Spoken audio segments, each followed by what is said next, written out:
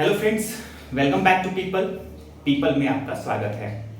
आज हम लोग शुरू करने वाले हैं न्यूटन लॉज ऑफ मोशंस। ठीक है, इस लेक्चर 10 में आपको शुरू होगा न्यूटन लॉज ऑफ मोशंस के बारे में। तो न्यूटन लॉज ऑफ मोशंस को शुरू करने के पहले आप ये पहले देख लें, न्यूटन फर्स्ट लॉ के बारे में आज बात होगी। ठीक है, लॉ ऑफ इनर्शिया भी इसको कहते हैं। ठीक है, न्यूटन फर्स्ट लॉ को लॉ ऑफ इनर्शिया भी आप कह सकते हैं, और होता भी है, कह नहीं सकते, कहा जाता है। सबसे पहले बात करते हैं Newton's first law of motions का डेफिनेशंस के बारे में। क्या होता है कि व्हेन बॉडी, ठीक है, when body is in rest, अगर कोई बॉडी क्या है, रेस्ट में है या मूव विद सम वेलोसिटी, ठीक है, देन स्टेट रिमेन अनचेंज। क्या करता है, इसका जो वेलोसिटी या स्टेट जो है अनचेंज रहता है। ठीक है, अनटिल एक्सटर्नल फोर्स, ठीक है, अनटिल कब तक, external force act on it, ठीक है, एक्सटर्नल फोर्स जब तक कि उस पे ना लगे। It is also called law of inertia. ठीक है, इसमें क्या कहता है कि कोई बॉडी है ना, वो अपने वेलोसिटी को यानी अपने स्टेट को वो क्या करता है, अपना कायम रखना चाहता है। ठीक है, वो मेंटेन करने चाहता है कि वो मेंटेन करे तब तक जब तक कि उस पे कोई एक्सटर्नल फोर्स वर्क ना करे। ठीक है, जैसे कि यही मार्कर है, अगर हम ये बॉडी अगर स्टेबल कब तक है, जब तक कि हम इसको ऐसे धक्का ना दे दें। ठीक है, अगर धक्का देते हैं तो ये क्या करता है, अपने प्लेस को चेंज करेगा। ठीक है, अगर कोई भी कोई ऑब्जेक्ट मूव कर रहा है, ठीक है, अगर हम बॉल को थ्रो करते हैं, वेरी बॉल तो था यहाँ पे, ठीक है, कोई नहीं, अगर हम ठीक है इस बॉल को हम थ्रो करते हैं, ये बॉल है, इसको अगर हम थ्रो करते हैं तो ये क्या करेगा, ये अपने वेलोसिटी को मेंटेन करना चाहेगा। ठीक है, लेकिन ये स्टेट में है, ऐसे रुका हुआ है। ठीक है, ये बॉल रुका हुआ है, तो क्या है, ये अपने जो स्टेट है ये इसको क्या करेगा, मेंटेन करना चाहेगा तब तक जब तक कि इस पे कोई एक्सटर्नल फोर्स वर्क ना करे। तो इस पे हम ऐसे धक्का दिए तो ये बॉल किधर गया, इधर की ओर रोल किया, या हम ऊपर ऐसे किए तो ऊपर की ओर गया। देख लीजिए, यही बॉल है, स्टेट में है। ठीक है, हैंड के स्टेट में अपना रुका हुआ है, इसको हम जैसे फोर्स लगाते हैं तो ये ऊपर की ओर जाना शुरू होता है। ठीक है, तो ये क्या हुआ, अपने स्टेट को कायम रखना चाहता है तब तक जब तक कोई इस पे एक्सटर्नल फोर्स आके वर्क न करते। ठीक है, कोई भी चीज रेस्ट में है तो रेस्ट में रहना चाहेगा, मूव में है, मोशन में है तो मोशन में रहना चाहेगा। बस इतना ही चीजें हैं जो आपको समझना फर्स्ट लॉ में बहुत जरूरी है। इसमें हम देखेंगे कि फर्स्ट लॉ में क्या होता है, लॉ ऑफ इनर्शिया भी कहते हैं। इस same here law of inertia के बारे में हम बताएंगे। इसमें क्या होता है कि ये अपने स्टेट को मेंटेन करना चाहता है। ठीक है, कोई दिक्कत इसमें नहीं होना चाहिए। अब तीन पॉइंट्स जो हैं फर्स्ट लॉ से निकल के आते हैं। पहला, इसके पिछले वाले लेक्चर में इसके बारे में पूरा डिटेल बात किए थे, एफनेट के बारे में। अगर फोर्स क्या होगा, रिजल्टेंट जीरो होगा। अगर कोई भी इसमें एक्सटर्नल फोर्स ना काम करे, कोई चीज क्या होगा, तब तक वो स्टेबल रहेगा जब तक कि उसमें कोई एक्सटर्नल फोर्स ना काम करे, तो वो क्या होगा, स्टेट उसका एफ नेट जीरो होगा। एक्सेलरेशन भी क्या होगा, एक्सेलरेशन नेट क्या होगा, जीरो होगा। ठीक है, कोई दिक्कत। वेलोसिटी इसमें क्या रहती है, कांस्टेंट रहती है, कोई रीजन नहीं चेंज होते रहे, इसमें कांस्टेंट वेलोसिटी की बात होती है। तो ये तीन पॉइंट ना Newton first law of motions के लिए बहुत इंपॉर्टेंट है। कोई दिक्कत नहीं। अब इस पे हम डिस्कस कर चुके हैं, इसलिए इससे आगे बढ़ते हैं। ठीक है, अब आते हैं inertia. It is property of body. Inertia क्या होता है, पहले इस पे सोचो। ठीक है, तो उसको समझने के लिए हमको सबसे पहले क्या करना होगा, it is property of body due to which body maintain their state is absence of external force is called inertia। क्या कहेगा कि अपने स्टेट को मेंटेन करना चाहेगा तब तक जब तक कि वो एक्सटर्नल फोर्स उस पे कोई आके वर्क न करते। ठीक है, अब कोई भी चीज ये स्टेट में है तो ये रुका हुआ है। ठीक है, इस पे कोई बाहरी फोर्स आया और ऐसे फोर्स लगाया तो ये इधर की ओर जाना शुरू हो गया। ठीक है, तो ये क्या हुआ, अपने स्टेट को चेंज किया। लेकिन इनर्शिया में क्या करता है कि चेंज नहीं करना चाहेगा तब तक जब तक कि कोई उस पे एक्सटर्नल फोर्स आके काम न करते। ठीक है, इनर्शिया समझ गए। बहुत सिंपल है ये सब चीजें। अब आते हैं मोमेंटम। आप मोमेंटम का बेसिक फॉर्मूला तो जानते ही होंगे क्या होता है। Momentum is the power of motion of an object. Momentum क्या कहता है कि पावर ऑफ ऑब्जेक्ट, ठीक है, ये power of object of motion, ठीक है, ये कोई भी चीज का ना, ये अपने मोमेंटम अपने आप को कायम रखना चाहता है, उसका पावर होता है, पहले से ही ये मोमेंट में है, ठीक है। अब वो मोमेंटम क्या होता है, जैसे कोई भी गन से हम अगर शूट भी करते हैं तो वो एक मोमेंटम फाइट करता है, ठीक है, तो वो उसी को हम क्या कहते हैं, उसको हम मोमेंटम कहते हैं। अब ये इसको मोमेंटम को समझने के लिए सिंपल डेफिनेशन में आपको दे, momentum is the power of motion of an object. जैसे कि जितना भी पावर है मोशन के कारण उस ऑब्जेक्ट में, तो वो क्या कहलाएगा, मोमेंटम कहलाएगा उसका, ठीक है। सिंपल मोमेंटम का एक फार्मूला होता है। मोमेंटम को हम क्या करते हैं, मोमेंटम को हम कैपिटल P या रॉ से भी ऐसे इंडिकेट करते हैं। इसको फार्मूला होता है P बराबर mv, ठीक है। ये वाला फार्मूला मोस्ट इंपॉर्टेंट है, आप याद कीजिएगा, ठीक है। ये जूनियर क्लासेस में भी पढ़े होंगे आप लोग। Momentum is equal to mass into velocity. Here is, ये क्या है, m वेयर, सॉरी हम कह सकते हैं where m equal to mass, ठीक है, v इज वेलोसिटी, ठीक है, एंड p क्या कहता है, मोमेंटम, ठीक है। ये इसको तीनों को इंडिकेट करते हैं। सिंपल चीजें तो आप समझ ही रहे हैं। फर्स्ट में हमको क्या क्या मिला, न्यूटन फर्स्ट लॉ से ये 3 पॉइंट, ठीक है, और इनर्शिया, ठीक है, इसी से हमको मिलता है net F net 0, acceleration net 0, velocity constant. ये 3 पॉइंट्स याद रखिएगा, ठीक है, बहुत काम आने वाले। मोमेंटम का ये फार्मूला याद रखिएगा, क्योंकि न्यूटन सेकंड लॉ समझने में बहुत इजी होगा आपको। इसमें मोमेंटम तो अब इसको समझ ही गए आप लोग, ठीक है। मोमेंटम का एसआई यूनिट देखिएगा तो क्या हो जाएगा, मास का क्या होता है केजी, वेलोसिटी का क्या होता है मीटर पर सेकंड, तो केजी मीटर पर सेकंड कह सकते हैं इसको। SI unit of momentum, equal to क्या होगा देखिए आप, क्या हो जाता है, देखो मास केजी होता है, मास का केजी, और मीटर पर सेकंड क्या होता है, वेलोसिटी का होता है। तो यही आपका एसआई यूनिट हो गया इस मोमेंटम का। कोई दिक्कत इसमें नहीं होना चाहिए, आप इसको स्क्रीनशॉट ले लीजिए। अब हम शुरू करते हैं न्यूटन सेकंड लॉ। अब हम लोग देखेंगे Newton second law of motion. हमने अभी देखा फर्स्ट लॉ ऑफ मोशन, ठीक है, पूरा का पूरा देख लिया, इनर्शिया देख लिया।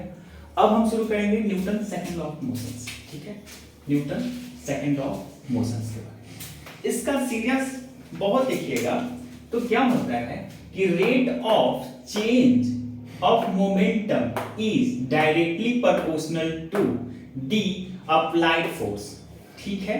ये क्या होगा, ये directly proportional to applied force, इसको हम कह सकते हैं, इसको डायरेक्टली प्रोपोर्शनल आप कर लो, ठीक है, अप्लाइड फोर्स के बाद जो कौन कौन, हाँ ठीक है, ये जो होगा, ये थोड़ा सा यहाँ पे चेंज करना होगा हमको। देखिए रेट ऑफ चेंज यानी change in momentum upon change in time equal to directly proportional to force, ये वाला पॉइंट्स, ठीक है। ये इसको ध्यान दीजिए, क्या कह रहा है कि rate of change of momentum is directly proportional to the applied force and this change always take place in the direction of applied force। तो पहले हम इतना को समझें कि क्या कहता है। ये जो है आपको जो फोर्स होगा ना, वो चेंज इन मोमेंटम और चेंज इन टाइम के रेशियो के क्या होगा, इक्वल होगा या डायरेक्टली प्रोपोर्शनल होगा।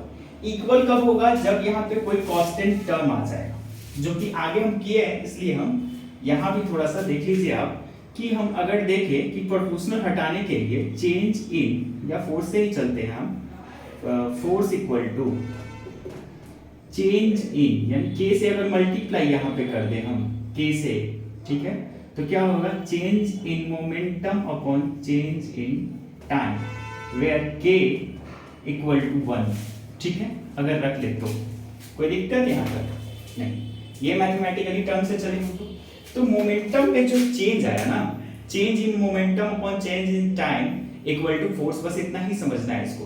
न्यूटन ओरिजिनली सेकंड लॉ यही कहता है, F बराबर ma जो है, आप अभी तक पढ़ते आएंगे कि F बराबर ma, F बराबर ma जो है वो आपको 90% केसेस के लिए एप्लीकेबल है, 10% में क्या होगा ना कि वहां पे वो फेल करने लगता है।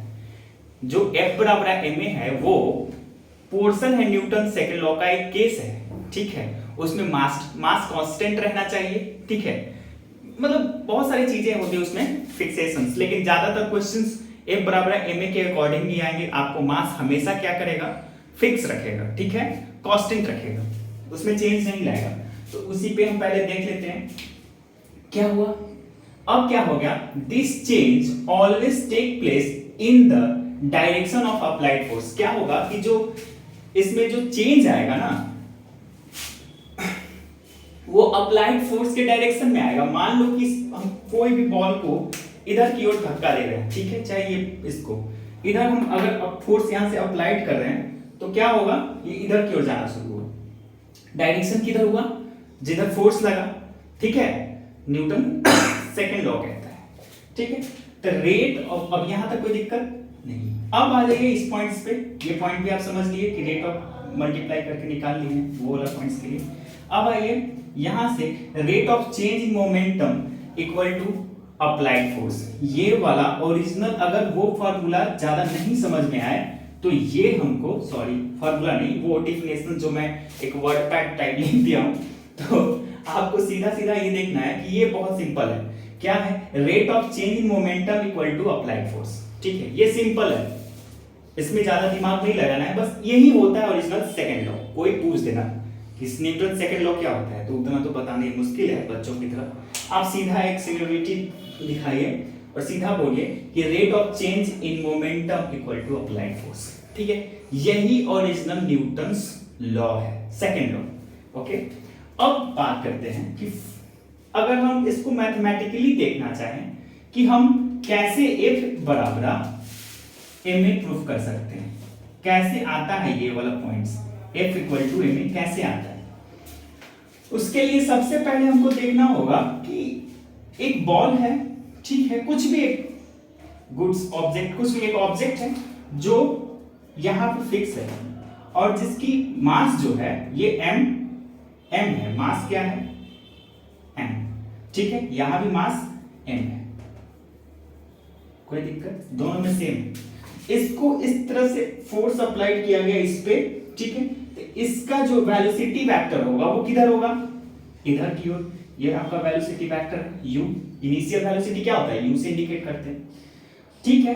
कोई टाइम t में, ठीक है, यहां से यहां तक इस बॉल को आने में टाइम कितना लगा, t लगा, तो चेंज टाइम में भी आया, ठीक है। यहां पे t इक्वल टू 0 था ना, ठीक है, और टाइम जितना लगा होगा t इक्वल टू जो भी, अब वो की क्या है वो तो गिवन रहेगा, ठीक है।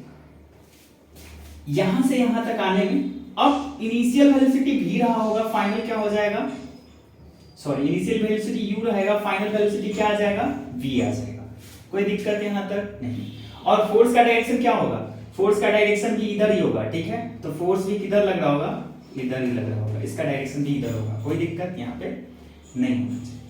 अब देखो इनिशियल मोमेंटम, ठीक है, अब बात करते हैं कि इसका इनिशियल मोमेंटम कितना रहा होगा, ठीक है, तो हम PU नॉट PA फाइनल है, PU है आपका ये, ठीक है, इनिशियल मोमेंटम क्या है, MU है, ठीक है, PI से यानी P for momentum, I for initial, ठीक है, तो MU यहां तक कोई दिक्कत नहीं।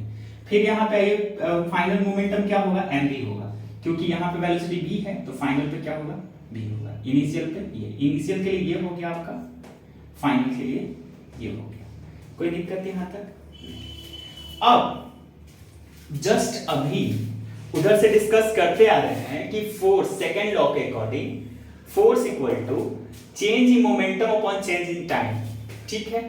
या हम कह सकते हैं कि मोमेंटम में क्या हो रहा है, पहला कि डायरेक्शन किधर है, एक डायरेक्शन मान लो कि पॉजिटिव है, ठीक है, तो P फाइनल क्या हो गया तुम्हारा, पॉजिटिव हो गया, ठीक है। अब माइनस P इनिशियल, यानी ऑलवेज फाइनल में से इनिशियल माइनस करते हैं, मोमेंटम में करते हैं ना, जो फाइनल रहा होगा ऑलवेज ज्यादा रहता है। इनिशिएट में हो सकता है डी एक्सेलरेट हो, रिटार्डेशन में तो वो कंडीशन अलग बनेगा, बट यहां पे ओनली सोचो कि क्या होगा। इसके लिए मोमेंटम क्या है, चेंज इन मोमेंटम क्या हुआ, final momentum minus initial momentum, ठीक है, ये आपको इसके लिए हो गया। अब आइए टाइम के लिए ये हो गया, कोई दिक्कत यहां पे नहीं। अब आइए, अब P फाइनल यानी मोमेंटम इक्वल टू क्या होता है, एम, पढ़े थे ना, P इक्वल टू एम, ये वाला momentum equal to mass into velocity, ये वाला पढ़े थे आप, ठीक है, मैं बताया भी हूं। अब इसी पे P फाइनल के लिए क्या करेंगे, एम भी लिखेंगे, कोई दिक्कत, इसके लिए ये लिखें, और P इनिशियल के लिए एम यू लिखेंगे, क्योंकि इनिशियल वेलोसिटी कितना है, क्या है, u है, तो एम यू होगा, कोई दिक्कत यहाँ पे नहीं, अपॉन टी, ठीक है, कोई दिक्कत होना भी नहीं चाहिए। अब आओ यहाँ पे, अब हम m को कॉमन ले लेते हैं मैथमेटिकली, तो m कॉमन हो गया, ठीक है, ये दोनों में m है तो m ऊपर, तो v माइनस यू यहाँ पे बचा, ठीक है, अपॉन t, कोई दिक्कत नहीं। अब ये तुमको याद आ रहा है कि v minus u by t equal to a होता है एक्सेलरेशन, तो तुमको मिल गया कि m, तो m का m रह गया, ठीक है, और v minus u by T के लिए हम a लिखते हैं, कोई दिक्कत यहाँ पे नहीं। इट ओनली, अब देखो ये तुम्हारा f बराबर m प्रूफ हो गया, प्रूफ क्या मतलब यहीं से आया, ठीक है, लेकिन ओवरऑल मैं कहूंगा कि तुम ये वाला फॉर्मूला जो है ना याद रखो, ये ओनली जो बॉक्स किया हूं, f equal to change in velocity upon change in time, ये इंपॉर्टेंट है तुम्हारे लिए, बाकी सब होते रहेगा, कोई दिक्कत नहीं, ठीक है। इसका एक डिफरेंशियल फॉर्म सेटिंग है, उसको भी डिस्कस करेंगे, पहले इसको समझ लेंगे। तो क्या हुआ, यहां पे आ गया।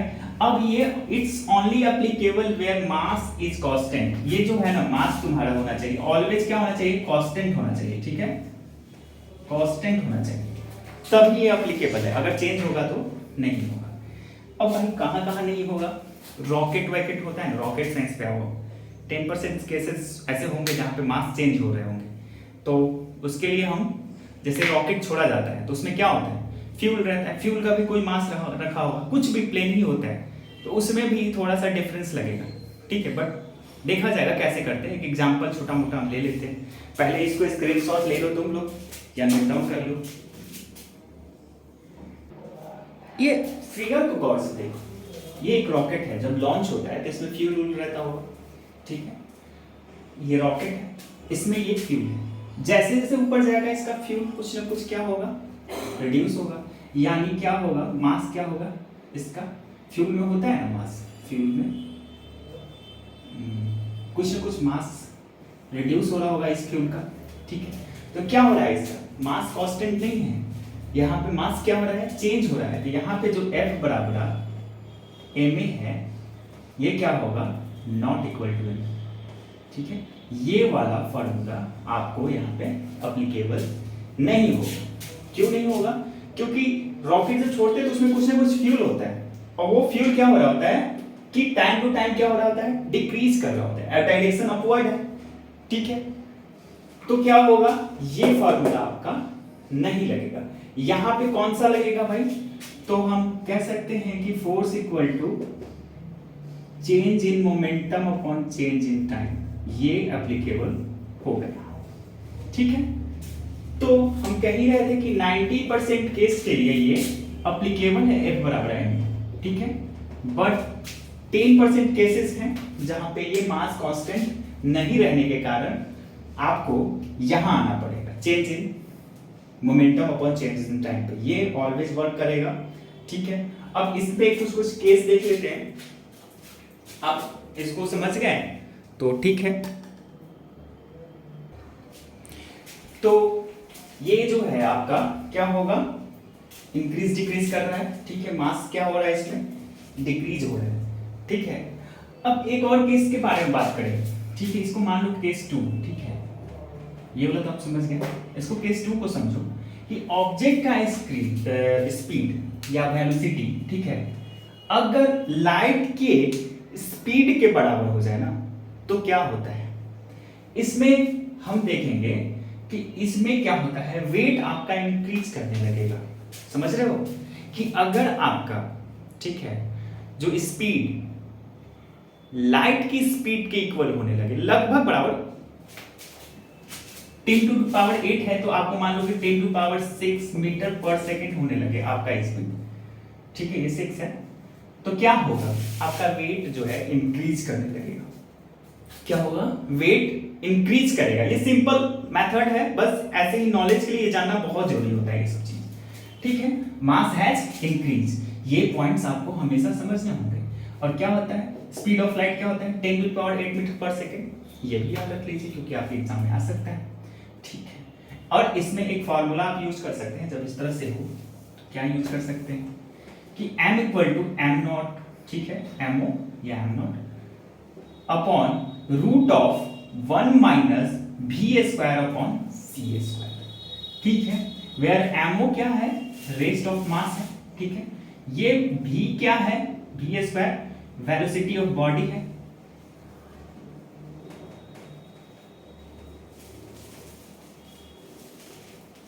बॉडी है। c क्या है, स्पीड ऑफ, क्या है, स्पीड ऑफ लाइट। कोई दिक्कत नहीं यहाँ पे नहीं। और मास क्या है, ये m क्या है, एक्चुअल मास। यही आपका एक फिजिक्स का कॉन्सेप्ट था जो लगभग क्लियर हो चुका है। कुछ क्वेश्चंस हम देंगे बॉडी के, क्या क्या, इंक्लाइन प्लेन पे या फिर हॉरिजॉन्टल प्लेन पे क्या होगा, हॉरिजॉन्टल प्लेन पे mg नीचे की ओर लग रहा होता है, इस पे बात करेंगे। तो इसके पहले ये सब पॉइंट्स आप समझ ही गए होंगे, बहुत इजी है, ये समझना आसान है, ठीक है। ये लेक्चर लंबा ना हो इसके लिए हम आपको थोड़ा थोड़ा लिख के स्पीड कर रहे हैं इस लेक्चर को, ओके। इस पॉइंट से एक पॉइंट क्लियर हो रहा है ना कि m is greater than m, ठीक है। अगर बॉडी का मास mo जो रेस्ट में, तो ये ऑलवेज ग्रेटर होगा। ये कंडीशन भी बहुत इंपॉर्टेंट है, ठीक है। ये फॉर्मूला इंपॉर्टेंट है, ये सब आप नोट डाउन कीजिए, ठीक है। मैं थोड़ा हट जाता हूँ, आप जल्दी से कीजिए। मैं सेकंड पॉइंट्स को डिफरेंशियल इक्वेशंस पे कैसे एक एम लाएंगे उस पे डिस्कस करते हैं। अब यहाँ पे हम लोग बात करेंगे differential form of Newton second. इसको डिफरेंशियल फॉर्म में कैसे हम चेंज करेंगे, न्यूटन सेकंड लॉ क्या आएगा, फॉर्मूला क्या होता है। तो डिफरेंशियल फॉर्म का फॉर्मूला होता है F इक्वल टू dp, यानी change in differential of momentum upon dt, ठीक है, dp अपॉन dt, ठीक है। इस पे बात करते हैं। F इक्वल टू क्या पढ़े थे अभी कुछ देर पहले, change in momentum upon change in time, ठीक है। इसी को हम change in momentum upon change in time को हम लिख सकते हैं dp अपॉन dt, ठीक है, dp अपॉन dt लिख सकते हैं, ओके। तो इसी को अगर डिफरेंशिएट करोगे तो क्या आएगा, तो p इक्वल टू क्या होता है, p बराबर mv, p बराबर mv, p बराबर mv, पढ़े थे ना, m इंटू p। तो हम लिख सकते हैं f equal to d, p के प्लेस पे क्या लिख सकते हैं, mv लिख सकते हैं अपॉन dt। dt के टर्म में अगर हम क्या करते हैं, इसको डिफरेंशिएट करना शुरू करें तो ये क्या मिलेगा, प्रोडक्ट फॉर्म मिलना शुरू हो जाएगा। तो मतलब ये पॉइंट्स मिलेंगे, तो f equal to m dv upon dt। पहले कांस्टेंट बाहर, कांस्टेंट तो ऑलवेज बाहर होता है क्योंकि मास ऑलवेज क्या होता है, कांस्टेंट होता है इसमें, तो कांस्टेंट बाहर, ठीक है। अगर वेलोसिटी कांस्टेंट हो तो वेलोसिटी कांस्टेंट बाहर, ठीक है। इसके रिस्पेक्ट में कोई दिक्कत नहीं, यहाँ तक नहीं होना नहीं चाहिए, ठीक है। इसको लिखें, ठीक है, dt के रिस्पेक्ट में। सेकंड लॉ यही कहता है। ये पॉइंट्स के जो आए ना, इस पे बेस्ट क्वेश्चंस फटाक से बनाओ, बहुत सिंपल रहेगा, ठीक है। अब अगर हम देखें कि मास कांस्टेंट हो तो dm upon dt, v dm upon dt equal to 0। dm upon dt क्या हो जाएगा, dm अपॉन dt क्या होगा, 0 होगा, 0 इंटू m 0, तो यहाँ पे क्या हो जाएगा 0, यानी ये टर्म के लिए हम क्या लिख सकते हैं 0। कोई दिक्कत है यहाँ तक नहीं। अब m d v upon D T, ठीक है, ये वाला फॉर्म आ गया। अब इस पे बात करो, एफ इक्वल टू क्या होता है m d v upon D t. अब एफ बराबर एम ए क्या होगा d v by d t, d v by d t equal to acceleration, ठीक है, हम पढ़े हैं, पता ही है, ठीक है, change in velocity upon change in time equal to acceleration.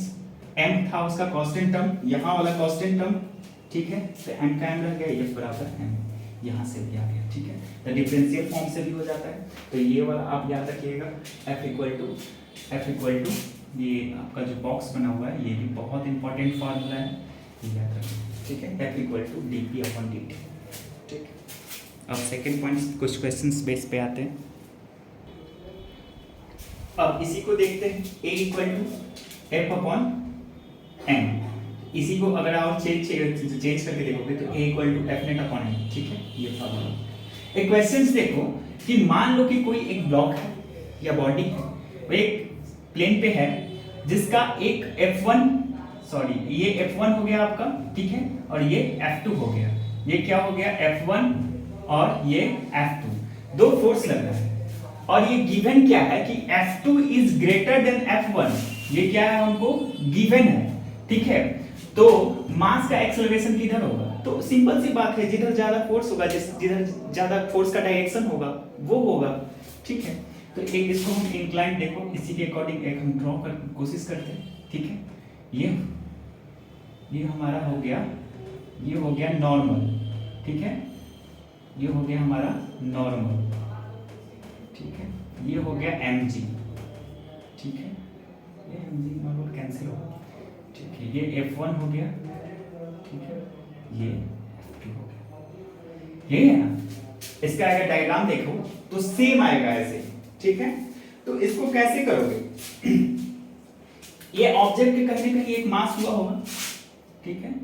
तो क्या होता है कि अगर सेम पे है तो मास mg और नॉर्मल दोनों क्या होगा इक्वल होगा, ओके, दोनों इक्वल होगा और कैंसिल हो जाएगा, ठीक है। तो F नेट इक्वल टू जैसे क्या है कि यहां पे तुम देखोगे कि ये और ये दोनों इक्वल हो रहा होगा, नॉर्मल और mg इक्वल हो जाएगा, ठीक है। तो क्या होगा ये दोनों कैंसिल कर जाएगा, अगर दोनों साइड से क्या है खींच ही रहा है कॉन्सेप्ट वाला, तो कुछ हो ही नहीं रहा, फोर्स लग ही नहीं रहा, सेम इस साइड से भी इस साइड से भी, तो क्या होता है वही बॉडी रह जाता है, हिलता डुलता नहीं। अब इस पे क्या होगा देखो, यहाँ पे क्या होगा F2 is greater than F1, ठीक है, तो किधर होगा डायरेक्शन फोर्स का, अगर हम जिधर फोर्स लगा रहे हैं तो अपोजिट डायरेक्शंस में जाएगा, सॉरी ये, ठीक है, तो वो देखना होगा हमको। इसके लिए क्या देखोगे, थोड़ा सा डायग्राम हम उल्टा कर दिए हैं, ये डायग्राम जैसे इस वाले फोर्स का इधर आएगा ना और इसका इधर जाएगा, तो ये वाला हो जाएगा F2, ये हो जाएगा F1, ठीक है, ये तुम्हारा होगा डायग्राम, और इधर का उधर हो गया था, ठीक है। तो किधर डायरेक्शन होगा इधर होगा, यानी एक्सेलरेशन किधर होगा, acceleration will be F2 direction, ठीक है, कोई दिक्कत नहीं। अब इसी पे अगर हम बात करें कि F नेट क्या होगा, F net equal to force net equal to m पढ़ा था ना बच्चा, ये होगा force net mass into acceleration. इस पे अगर दिया हुआ है तो तुम चेक कर सकते हो, एक्सेलरेशन का डायरेक्शन किधर गया देख रहे हो ना, इधर की ओर, कोई दिक्कत नहीं। ये तो डायग्राम था इस ब्लॉक को कि ये तो अपोजिट डायरेक्शन में फोर्स लगना शुरू हो जाता है, ठीक है, कोई दिक्कत इसमें होना भी नहीं चाहिए, ठीक है। तो एक्सेलरेशन का जो डायरेक्शन होगा वो क्या होगा, अगर मान लो कि ये पॉजिटिव है तो पॉजिटिव की ओर हम रखेंगे, ठीक है। अगर ये पॉजिटिव डायरेक्शन से ही मान लो कि पॉजिटिव हो गया, ये निगेटिव हो गया, तो पॉजिटिव डायरेक्शन भी कह सकते हैं या फोर्स के डायरेक्शन में भी कह सकते हैं, ठीक है, ये तो बेसिक हो गया, या पॉजिटिव डायरेक्शन, ठीक है, कोई दिक्कत इसमें बच्चों होना भी नहीं चाहिए, ठीक है। थोड़ा राइटिंग मेरा बहुत बढ़िया है इसलिए ऐसा लगता है, ठीक। तो आपका ये क्लियर हो गया। तो आज के टॉपिक में मुझे ऐसा लगता है कि एक दो क्वेश्चंस और करवा दूं या रहने दूं, हम रहने देते हैं, ठीक है, वो कॉम्प्लेक्स करते जाएगा आपको, ठीक है। तो आज के जो न्यूटन्स लॉ ऑफ मोशंस है, सेकेंड लॉ, वो यहाँ पे कंक्लूड करते हैं हम। और आपको हर पॉइंट्स पे डिस्कशन मिल चुका है, हर पॉइंट्स को सॉल्व आउट कर चुके हैं, इससे ज्यादा एंट्रेंस में नहीं आने वाले, ठीक है। आएगा भी तो एक और फार्मूला छोटा मोटा आ सकता है, ठीक है, तो वो सब देख लेंगे। लेकिन हम तो यही कहेंगे कि आज Newton's law of motions clear हो गया तुम्हारा सेकंड और फर्स्ट इस लेक्चर में। अब हम बात करेंगे Newton's law of third law of motions, ठीक है। इसका थर्ड लॉ कैसे होगा, अगर इस पे मुझे और लगा तो इस पे और लेक्चर आएगा, बट हाँ मुझे नहीं लगता है कि करना चाहिए यूनिवर्सिटी एंट्रेंस के लिए, काफी होता है।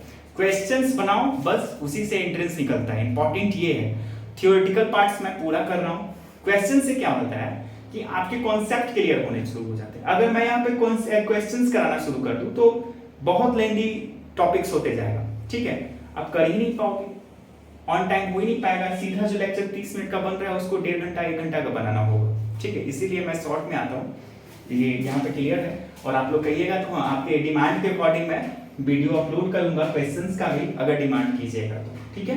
तो पता चल ही जाता है कमेंट से, ठीक है। तो आज के लिए इतना ही, thank you, have a nice day.